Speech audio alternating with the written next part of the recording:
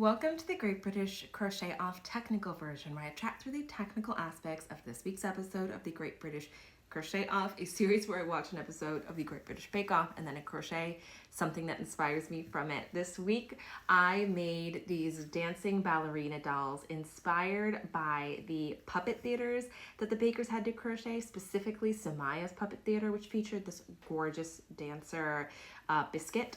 So if you missed this week's episode, you can check it out on my channel. It's already been posted. And let's go back in time and see how we got here. We are 10 minutes post bake off and I already know exactly what I'm making, like have the whole pattern planned out.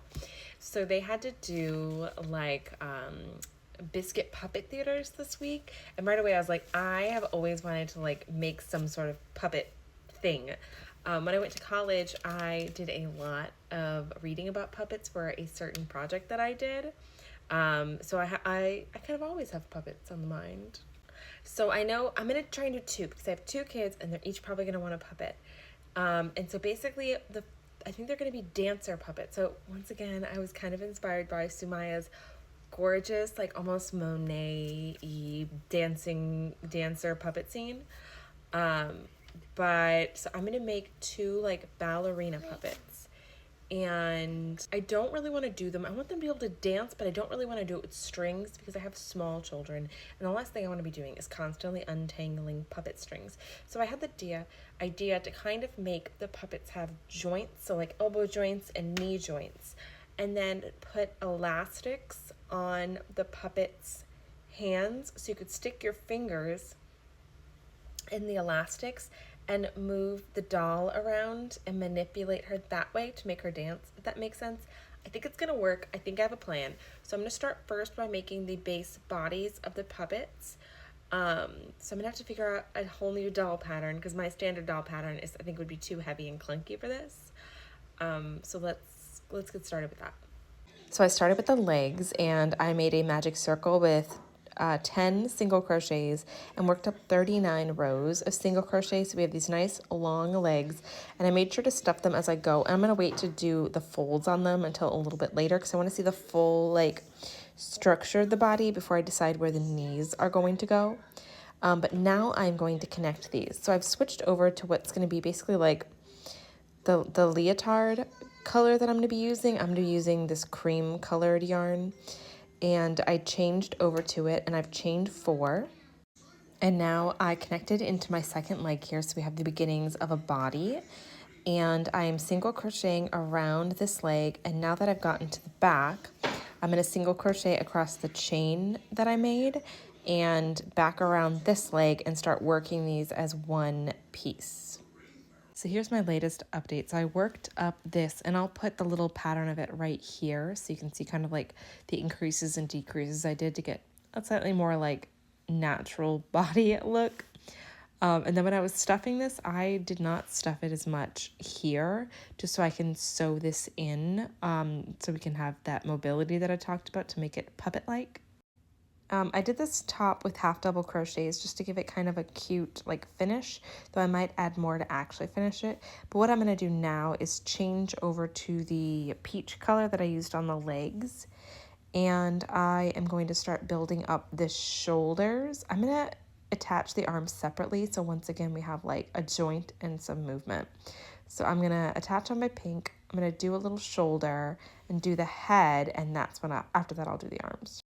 So here is an update for where we stand so far. So last night I did the next row on the back loop just so there was a little bit of a finish to the top of her like leotard, to the top of her top.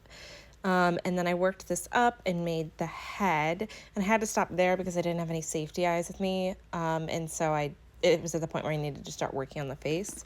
But then I also did the arms. So first I'll do the pattern for the top of her here, and you can just pause here.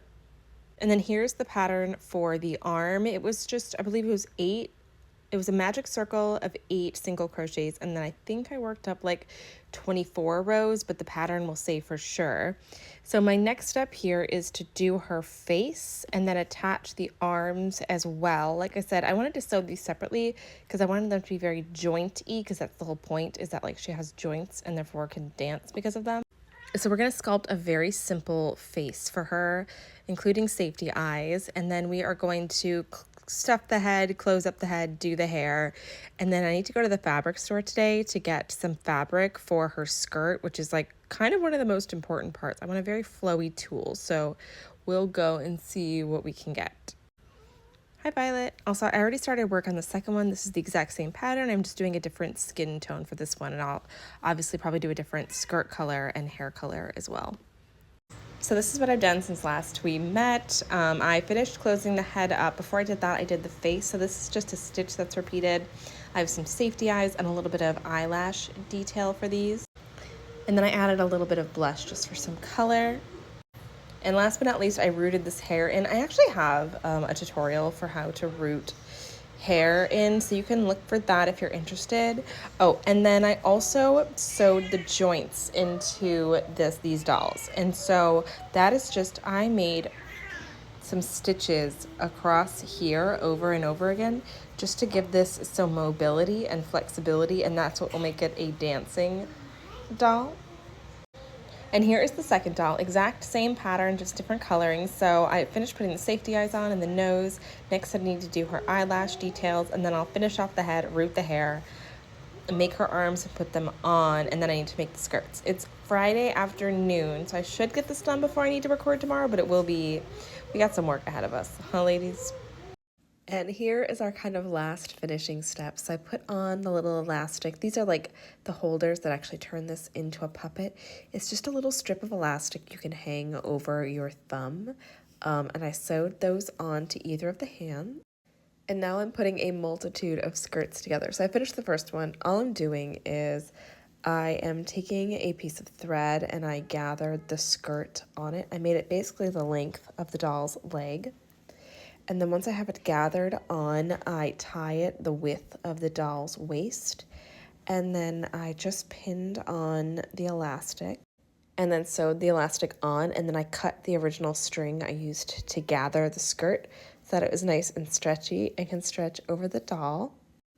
And it fits like that. And I have the fabric, I have the tool to make the dolls at least 3 more other skirts each, because my girls really like variety and being able to change out outfits on things. So I'm going to finish the pink ones, and then I'm probably going to make them each a secondary skirt and stop there for tonight, because tomorrow is Saturday and tomorrow we film Bake Off. So I will finish this video up in the morning. I ended up not making a second skirt for them last night simply because the gold tool that I was using was just, there was glitter everywhere. I think there's still glitter on this doll somewhere, and I didn't have that kind of emotional energy last night. But they do have their initial skirts, and I will definitely be making them some more because I know my girls will be demanding that I make them some more skirts to change into. But I think these are so cute and fun and simple, and what a great, easy little handmade Christmas gift this would be. So I hope you guys do recreate these and personalize them and make them your own. I might be making a few more for some kiddos in my life this holiday season. And I will see you guys next week for Bread Week.